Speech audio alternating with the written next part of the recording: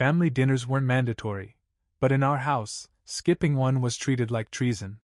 I hadn't missed a single Sunday meal since I was 17, not because I craved the company, but because I knew exactly what they'd say if I didn't show up. Too busy to see your family, huh? Or, oh, Adam thinks he's better than us now. Spoiler, I didn't think I was better. I just didn't think they noticed me at all. The dining room still looked like it hadn't evolved since the 90s. Glass fruit bowl centerpiece, plastic protectors under the chairs, and a chandelier that rattled every time the HVAC kicked in. Eric, my older brother by 2 years and family favorite by a landslide, sat at the head of the table like it was his birthright. His wife Jessica was absent, again, which meant the only other adults were our parents, who still treated him like he was 6 and just won a spelling bee. And me? Still seated next to the kitchen doorway. The swing seat, Mom called it. In other words, the chair nobody ever fought for. So, Eric said, swirling his wine like he understood tannins. Still riding solo, Adam? I looked up from my plate. He didn't wait for a reply. He never did. No wife, no kids, no life? He said with a smirk so wide it could have been copyrighted. Dad chuckled, not a belly laugh, more of a, he's got a point, grunt. Mom sipped her wine and muttered something about career-obsessed men. I cut into the chicken. It was dry. Not surprising. I stayed quiet. Because honestly, what could I say that would register with people who still thought success meant Christmas card photos and a golden retriever named Buster? Truth was, I had a good life. A quiet condo on the other side of town. A job in operations management with enough income to live well, save better, and help some people who never even noticed. No debt. No kids. No chaos. Just calm. But in this house? That meant nothing. Eric had 2 kids, a high-maintenance SUV he couldn't afford, and a LinkedIn profile that still said business consultant, though nobody could quite explain what he consulted. And yet, he was the golden boy. I could have built a rocket and landed it in their backyard. They'd still ask Eric to fix the Wi-Fi. Have you ever thought? He continued, pouring himself more wine. Maybe you're alone because you never took risks? I blinked. Risks? Like the time Mom and Dad used my college fund to cover his startup idea? The one that crashed in 6 months? Or when I took on 2 jobs just to stay in school while he couch-surfed across Europe, finding himself? Nah, I'd taken risks. Just not the kind that get toasted over dry chicken and passive-aggressive salads. You always did play it safe, Dad added, carving his turkey like a judge passing a sentence. Safe. That word clanged in my chest like a rusty bell. Safe meant invisible in this family. Safe meant useful when needed, quiet the rest of the time. It wasn't just this dinner. It was the accumulation of years. Of missed birthdays. Of gifts returned unopened. Of jokes where I was the punchline, not the guest of honor. And yet I showed up. Week after week. Why? Habit? Guilt? Hope? I glanced at Eric. He looked smug. Confident. Like he believed every word he said, because nobody had ever made him doubt it. And for the first time in a long time, I felt something shift. Not rage. Not revenge. Just readiness. I cut another piece of chicken and let the silence ride for a few seconds too long. The kind of silence that made even confident men refill their glass. Everything all right? Mom asked, peering over her wine glass. I nodded. Just thinking. And for once, I meant it. I wasn't the kind of guy who raised his voice. In this house, raising your voice just meant giving them more ammo. It meant getting told you were too sensitive, or dramatic, or worse, just jealous. So I let things simmer. Not in anger, but in strategy. You know, Eric said, spearing a potato like it owed him money. Jessica's been thinking of starting her own Etsy shop. Jewelry or candles or something. Mom perked up. Oh, that's such a great idea. She's always been so crafty. I nodded. Yeah. That'd be cool. Eric turned to me. Think you could help her set up a business plan? I mean, you're good with that boring spreadsheet stuff, right? Ah. There it was. Not a real question. A casual assumption that I'd drop everything to be their free consultant. Again. Last time, I spent 3 weekends helping him build out a pitch deck for some fitness app he never launched. Before that, I ghostwrote half his resume. The job he still claims fell through because the company wasn't ready for innovation. Still, I smiled. Sure. If she's serious, she can email me. Eric raised an eyebrow. Email? You sound like a customer service rep. I mean, she can schedule a time. Like anyone else. That earned a laugh from him. Wow. You really are married to your calendar, huh? Dad joined in. He's always been that way. Adam's idea of fun is budgeting. Mom giggled. Maybe that's why he's still single.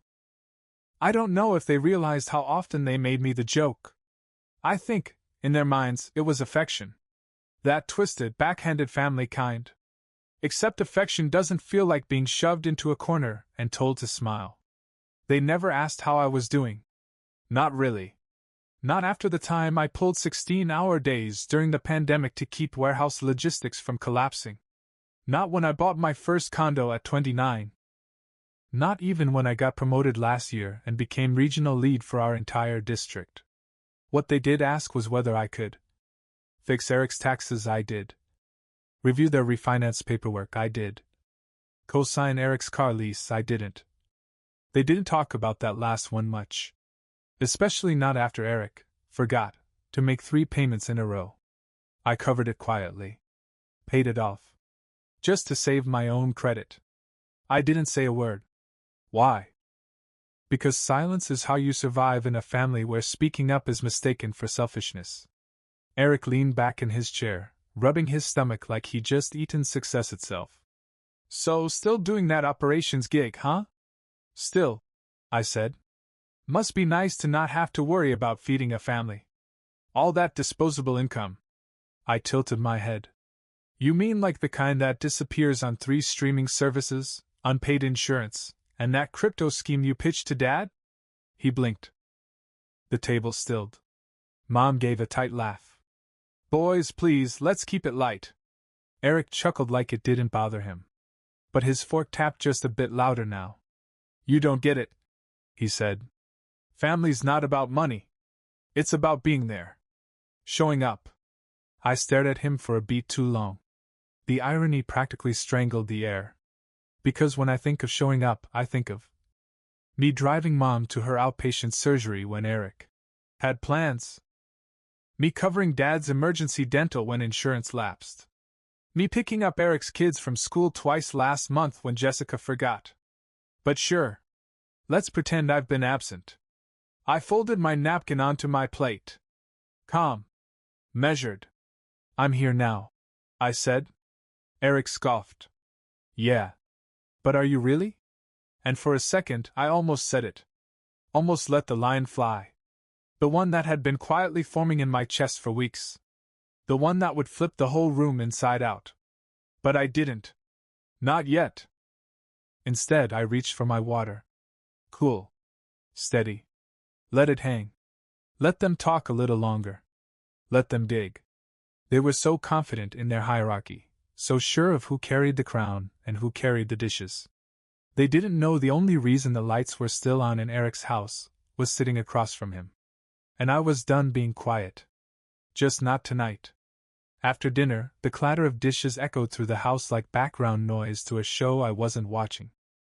Eric was already sprawled on the couch like he just clocked out from a 12-hour shift, not 2 hours of sitting, eating, and talking about himself.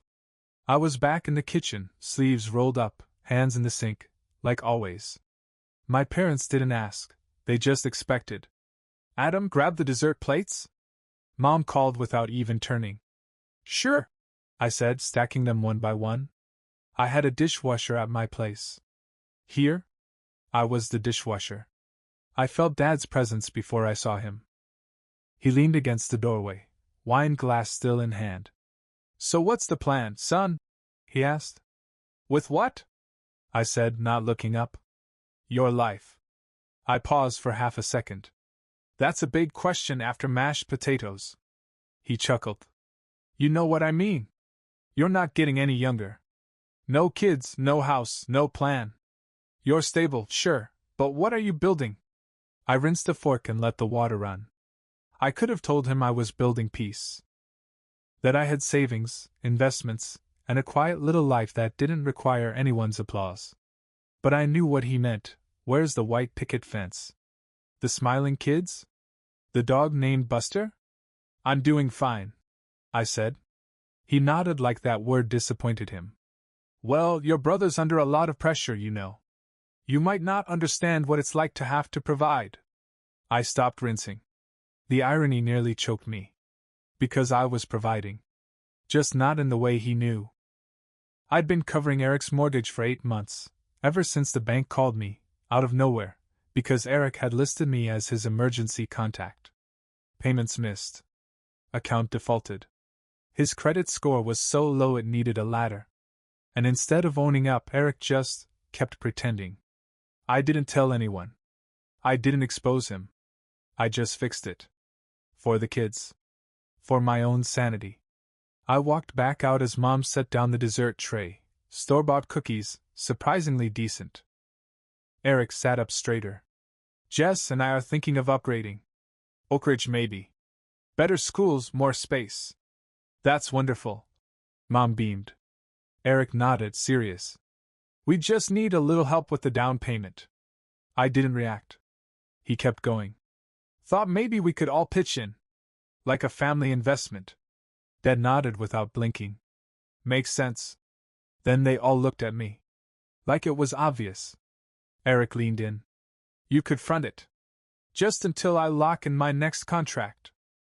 That mythical contract. The one that had been in talks for 2 years. How much are we talking? I asked. He shrugged. 40 grand? My laugh almost escaped. Not because of the number, but because he said it like he was asking to borrow a hoodie. You've got no kids, no mortgage. He added casually. I blinked slowly. No mortgage? The man who's been living off my quiet bank transfers thought I was coasting. The room waited for my answer like it was already a yes. They weren't asking. They were assuming. I stood up, brushing crumbs off my jeans. Where are you going? Mom asked. Early morning, I said. I've got meetings. Eric smirked. Still married to your calendar? I looked at him, and smiled. Better than being married to a fantasy. His smile faltered, just a hair. Tell Jess to email me, I added, reaching for my coat. We'll talk candles, once the heat's off. Then I left. Not a scene. Not a shout. Just a quiet crack in their little reality. But it was enough. The fuse was lit. The next morning, I got up at 6:15. Not because I had to, my first meeting was at 9, but because I liked having time before the world started asking for things. My condo was quiet. My coffee was strong. And for once, my to-do list didn't include fixing someone else's mess. Until my phone buzzed. Eric. 6:37 a.m. I didn't pick up. He called again at 7:10. Then again at 8. I finally checked the voicemail while making breakfast. Hey man, not sure what's going on, but I just got a weird alert from the bank, something about a bounce payment. I thought we had that all set up. Can you check if maybe something glitched on your end? My end. The man didn't even ask why I was paying it. He just assumed I'd screwed up. Like this was a shared project, not a one-man rescue mission. I pulled up my banking app. Scrolled through the payment history. 8 straight months. On time. Every time. $2,173.49. That's what I'd been auto-transferring to cover his mortgage. The mortgage he let slide without telling Jessica or my parents. The mortgage that, if left unpaid, would have left his kids living in their in-laws' cramped basement. I only found out by accident. The bank called me, thinking I was his co-signer. I wasn't. Eric had just added me as an emergency contact, probably thinking nothing would ever go wrong. Or if it did, I'd handle it. Because I always did. That night, I called the bank, opened a secondary account, and quietly paid the debt. No lecture. No drama. No. You owe me. And now he was calling me at 6:30 in the morning like I was his personal IT help desk. I tapped the pause transfer button. Done. No more lifeline. Let's see how long it takes the golden child to realize who kept his kingdom standing. 3 hours later, he left another voicemail. His voice was 10 degrees more panicked. Dude! Jess is on me hard right now. I thought you had it on autopay.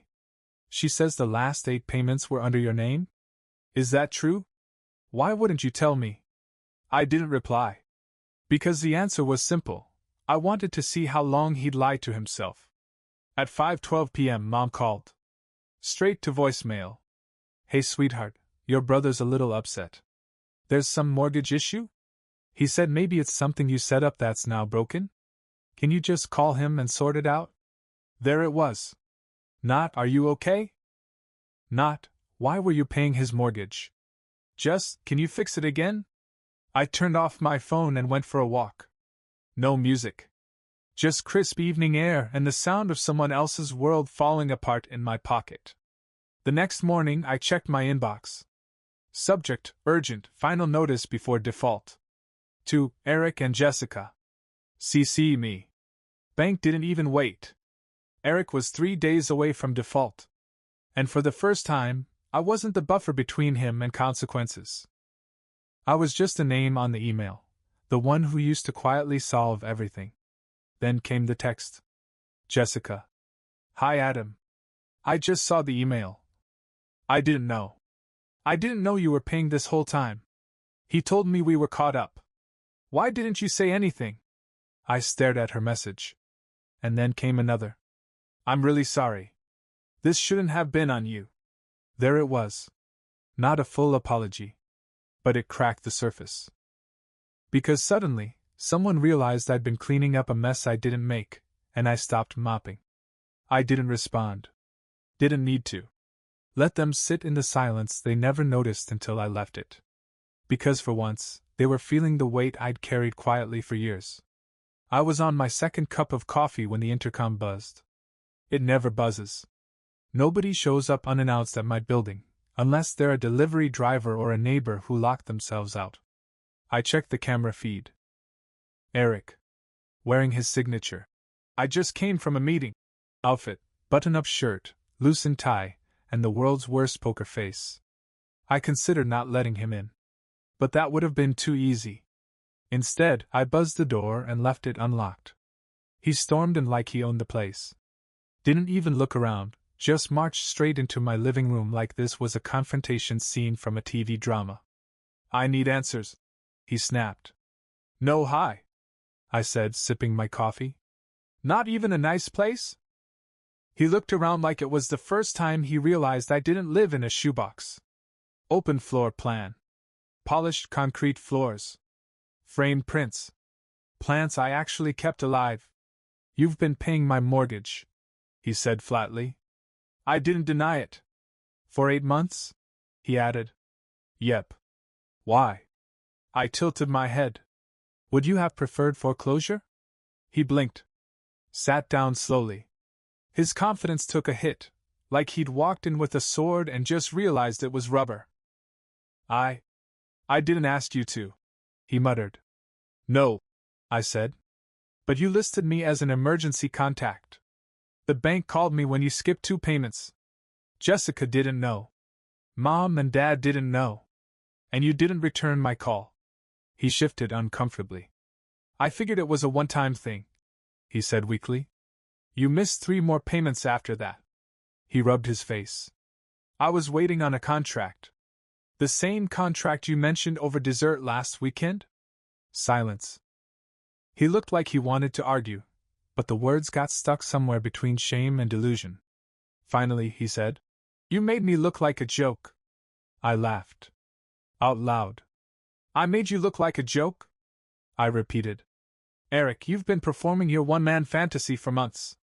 The bank almost took your house, and you were out here posting beach photos with #grindseason. He stood up. You could have told me. I could have, I agreed. But you didn't ask. Not once. You just assumed someone would take care of it. That's not true. Really? I cut him off. Because even now, you're not apologizing. You're just mad I stopped. He opened his mouth again, then closed it. I leaned forward. Here's the truth, Eric.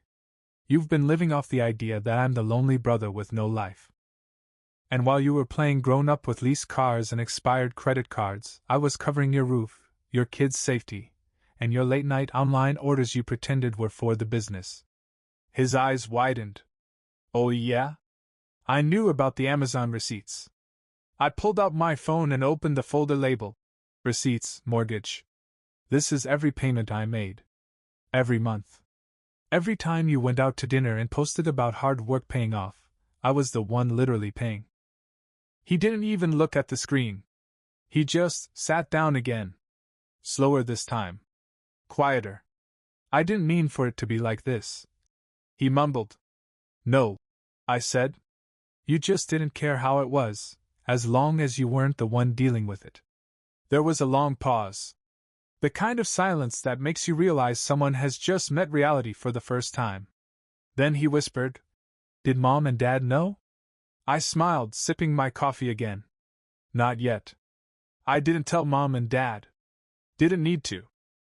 By the next morning, Jessica had. How do I know?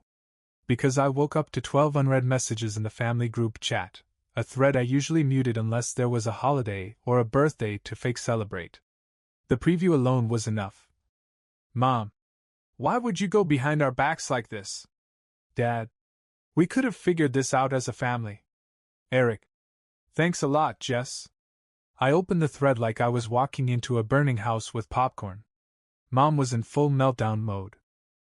I don't understand, Adam.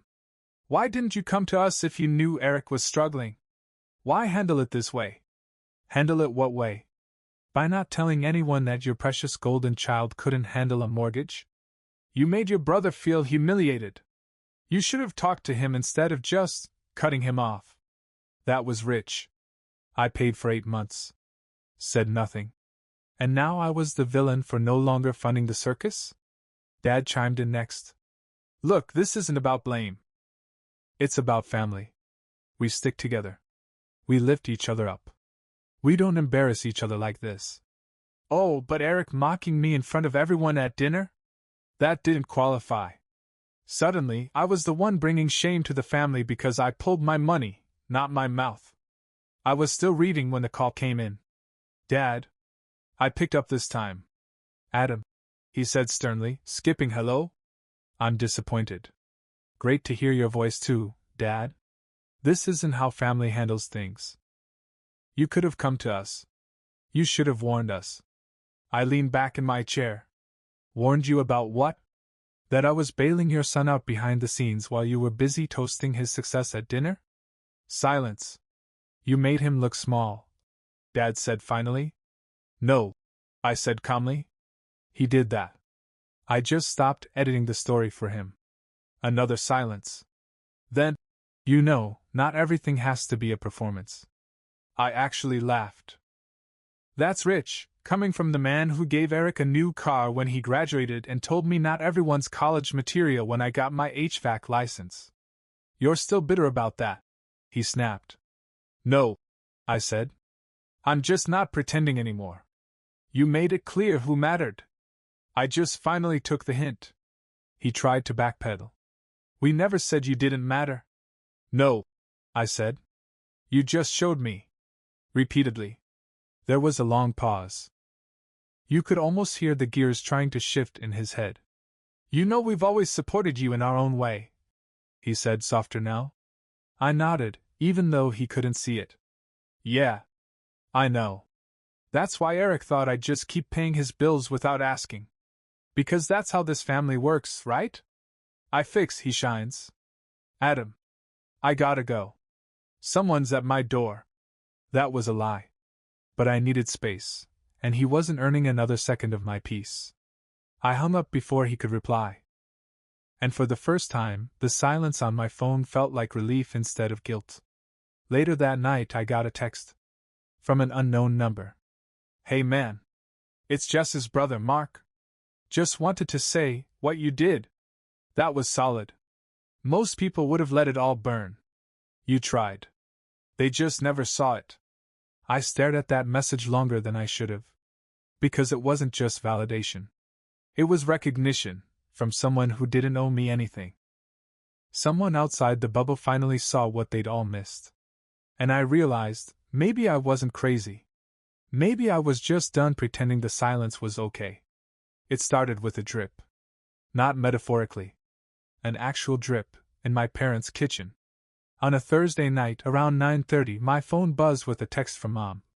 "Hey sweetie, sorry to bother, we've got a small leak under the sink. Think you could come take a look this weekend? It's probably nothing." No emoji. Which meant she was worried. And trying not to sound like it. I stared at the message. 3 weeks ago, I was invisible at the dinner table. Now I was their emergency contact too. I didn't reply. 5 minutes later, another ping. "Your dad tried to fix it, but I think he made it worse. Water's all over the cabinet now. You always had a knack for this stuff." The compliments always came laced with need. I set my phone down and went back to folding laundry. At 10:17 p.m., she sent a third message. "Can we please just talk?" That one stayed unread. The next day, I got a voicemail from Dad. "Look, if you don't want to come, fine. But we're calling a plumber and sending you the bill if it turns out you rigged something last time you were here." There it was. When guilt didn't work, they reached for blame. I hadn't touched the pipes in months. Last time I offered, Dad said, "We're not your clients." Now they were asking for a technician on call, for free. Saturday afternoon, I got a photo in the family group chat.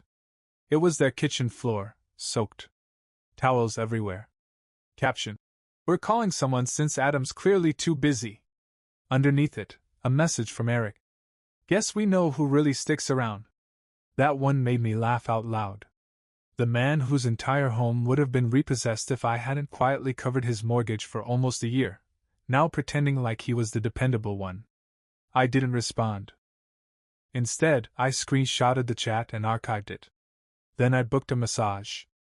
I had the whole afternoon off, and for once, I wasn't using it to crawl under a sink for people who only remembered me when things got wet and inconvenient. Sunday evening, another voicemail. This one from Mom. Her voice was tired. "I'm not asking for much, Adam. We just need someone we can count on. You used to be that person. I don't know what happened." I almost replied. Almost. But then I remembered all the Thanksgivings where I fixed their dryer while Eric made a toast about hard work.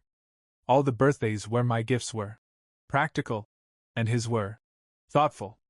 All the family dinners where I sat at the edge of the table like furniture with a pulse. I hadn't changed. They just noticed who I was after I stopped playing the part. That night, I opened a box from my storage closet. Inside was my old HVAC jacket, the first uniform I ever wore. Oil stains, ripped pocket, faded name patch. I folded it neatly. Tossed it in a bag with some tools I no longer used. And the next morning, I dropped it off at a local trade school that ran a program for youth aging out of foster care. The guy at the front desk looked surprised. "This is great gear," he said, pulling out a cordless drill. "Some of these kids show up with nothing but a beat-up wrench." I nodded and smiled, even though something clenched in my chest. Because I remembered what that felt like. I left the bag. Didn't leave my name. Didn't need to. Because I realized something that day. I used to give out of guilt. Out of habit. Out of some desperate hope that maybe my family would see me. Now, if I were going to give, it'd be to people who saw value in what I did. Not just in what I gave them for free. It was my dad's birthday dinner. Mom made her famous overcooked pot roast, and everyone acted like it was a Michelin star event. Eric brought a bottle of wine he couldn't pronounce. Jessica smiled politely like she always did when she didn't want to be there. And me? I sat at the far end of the table again, like some distant cousin they forgot to uninvite.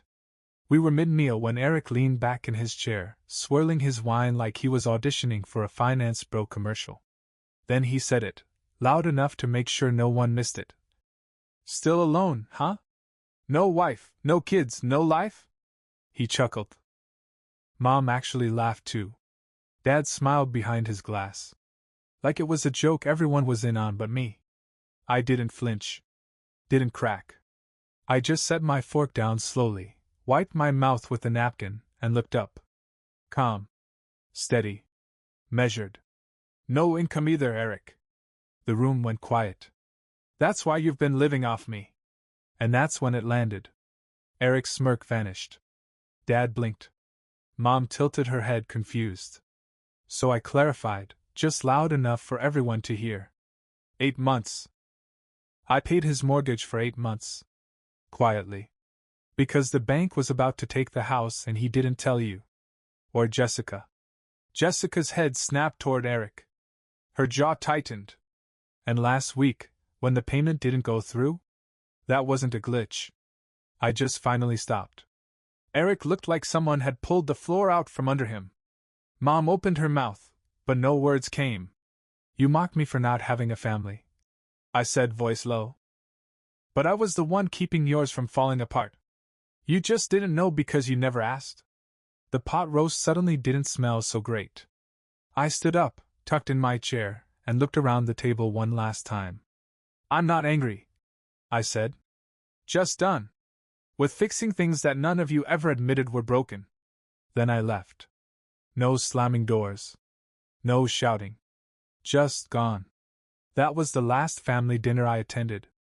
A few months later, I hosted a get-together with friends at my place. People who'd helped me build things, who laughed with me, not at me. People who didn't care whether I showed up with a partner or alone, as long as I showed up as myself. I didn't check the family group chat that night. But I heard from a cousin later that Mom tried to toast my brother again. Something about persistence. Only this time, it didn't land. Even Jessica didn't raise her glass. Because now, they all knew who really held everything up.